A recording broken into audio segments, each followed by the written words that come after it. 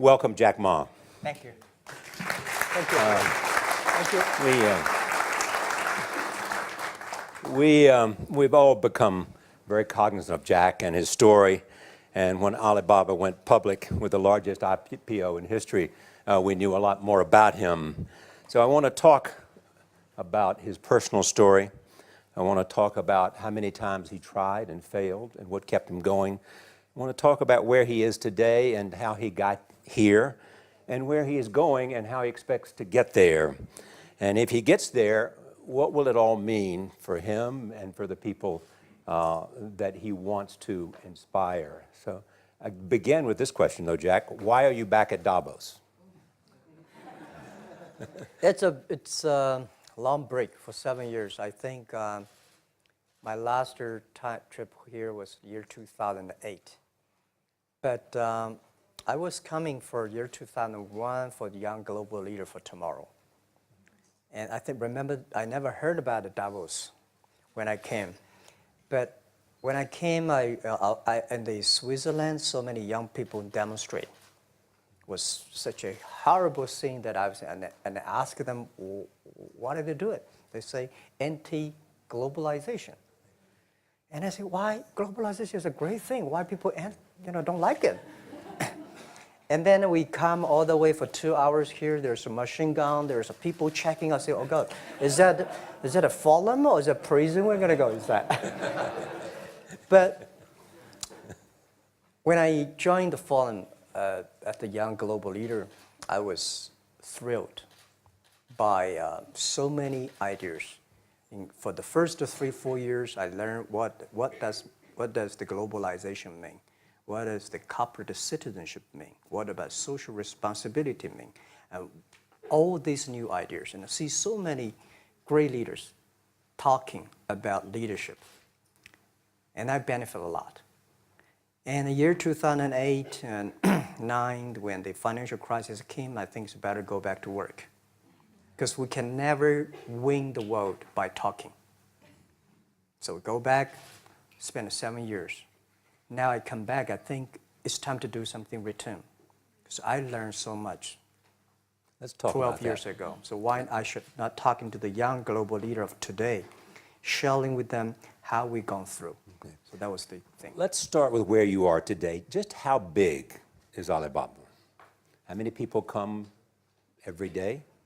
How many people come in a week? How fast is it growing? Yeah, we have over 100 million buyers visiting our site, shopping our site every day. And we created 100 million every day. We created 14 million jobs for China, directly and indirectly. And we grow from 18 people to 30,000 people, 18 people in my apartment, to now we have a 4 big campus. Compared to 15 years ago, we were big, but compared to 15 years later, we're still a baby. How big will you be 15 years from now? I think 15 years ago, I told my team that in the past 15 years, we grow from nothing to this size. And 15 years later, I want people to know about Alibaba, know Taobao, because it's already everywhere. I want 15 years ago when we talk about what is e-commerce, why small business can using this e-commerce, this internet, can do business across the nation. And I hope 15 years later, people forget about e-commerce because they think it's like electricity. Nobody thinks it's a high tech today. Now, this is something that I don't want 15 years later, we still walk on the street talking about why and how e-commerce can help people. Talk about the IPO. Did it exceed your expectations? Well, it's a pretty small IPO, 250. Yes. Yeah. The largest IPO in the history of Wall Street. We raised. And number 2 was a Chinese bank. Thank you. I remember year 2001. We went to raise some 5 million, 3 million venture capitalist dollars in the USA, and got rejected. And I say we come back raising a little bit more. But I think, what we think more about is for $25 billion, how we can spend the money efficiently, because this is not the money, this is the trust from the world, the trust from those people. They want you to do better jobs, to help more people. They want to have a good return. So I think gives me more pressure, because when our market cap is bigger than IBM, for a certain day we're bigger than Walmart. We're one of the top 10, 15 largest market cap company in the world. I told my team and myself, is that true? We're not that good. Because years ago, people say, Alibaba model is terrible. Does not make money, have this and that, all the big bad things, because Amazon is better, eBay is better, Google is better, and there's no such model like Alibaba in the USA. So I told myself and people, we were better than people thought. But today, when we are that big size, I said, no, we are not that good as people thought. We're just a company 15 years old. Average age is 27, 28 years old, young people. We're doing something that human beings have never tried. So I want to talk about the future. Let me take you back to when you were born in Hangzhou, where the headquarters still are. Yep. And your campus is there. You don't have a loot, don't move your loot. Your headquarters roots are there. there. Yeah, you found it there, loot there. You grew up in the 60s. 64. Born in 64.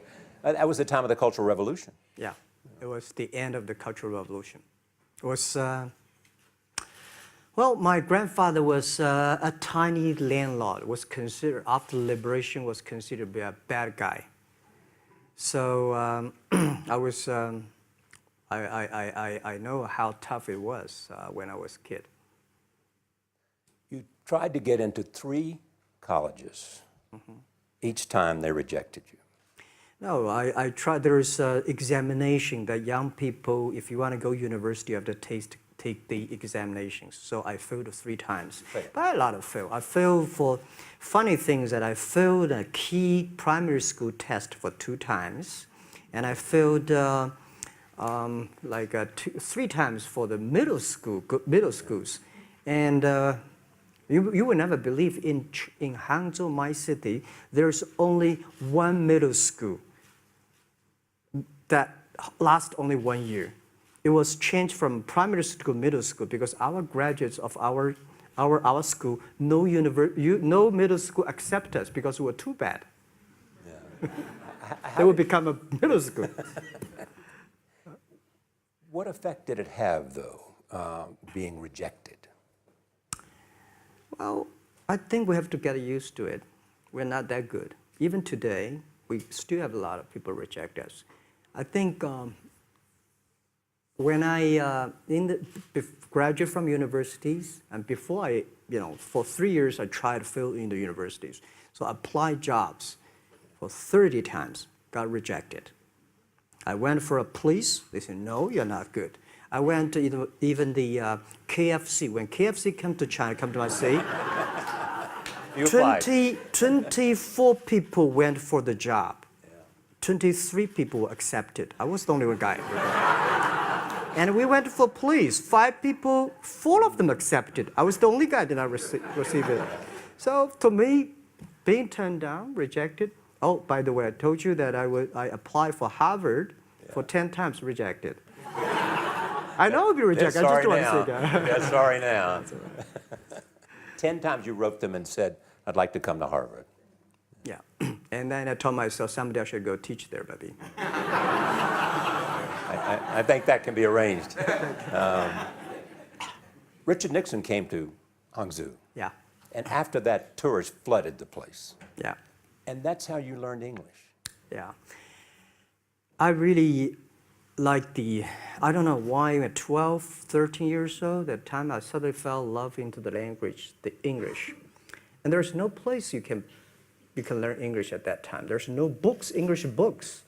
So I went to the Hangzhou Hotel, now called Hangzhou Shangri-La Hotel, because that was the hotel can receive the foreign visitors. So every morning for 9 years, I showed them around as a free guide, and they taught me English. And I think that changed me. Today, I'm 100% made in China. I've never got a one-day train outside China. Yeah. And when people talk to me, say, Jack, how can you speak English like that? Why sometimes you talk like an Western guys? I think that was the 9 years. These Western tourists opened my mind because everything they told me are so different from the things I learned from the schools and from my parents. So now I have a habit. Whatever I see, whatever I read, I use my mind. Think about for 2 minutes. Is that how Ma Jun became Jack Ma? Actually, Jack, the name was given by a lady in tennis. She's a tourist. She came here and she said, came to Hangzhou. We become a pen friends. Ma Ring is so difficult to pronounce. So she said, do you have an English name? I said, don't. So can you give me an English name? She said, okay. She said, my father called it Jack. My husband called Jack. What do you think about Jack? I said, good. So I've been using that for that many years. Yeah. First visit to America, 1995? 1995, yeah.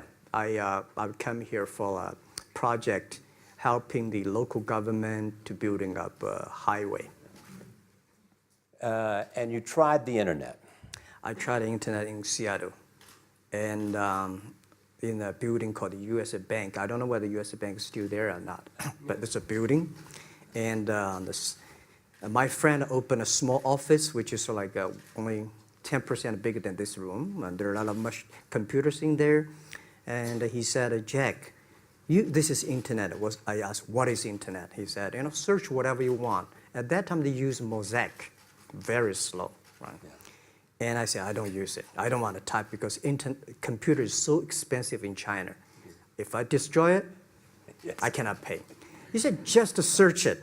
So I searched the first word, beer. I don't know why, because it's easy to spell, baby.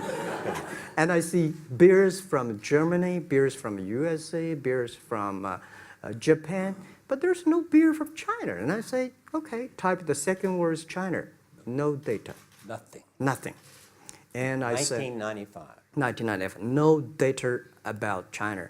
So I talked to my friend, why not make something about China? So we made a small, very ugly looking page called China. It's something like I did a translation agency, we listed on there. It was so shocking. We launched at 9:40 in the morning. 12:30, I got a phone call from my friend. He said, Jack, you got 5 emails. I said, what is email? And they say, these are the things. So people so excited. Where are you? This is the first time I see a Chinese website on that. How can we can we do something together? So I think this is something interesting. So we should do it. Why did you call it Alibaba? Alibaba? Well, when I started, I think internet is global. We should have a global name. And a name that, interesting, like at that time, the best name is Yahoo. Right? So I've been thinking for many days, suddenly think Alibaba is a good name. So I happened to be in San Francisco that day. I did have a lunch, and the waitress came. I asked her, do you know about Alibaba? She said, yes. I said, what is Alibaba? She said, Open Sesame. Good. So I went on the street, asked about 10, 20 people. They all know about Alibaba, 40 Thieves, and Open Sesame. And I think this is a good name. And start with A. Whatever you talk about, Alibaba is always top. You have said before that in creating Alibaba, you had to create trust. Yep. Because people in China were used to face-to-face. Yeah. How did you create trust? I think because we started about doing business on internet.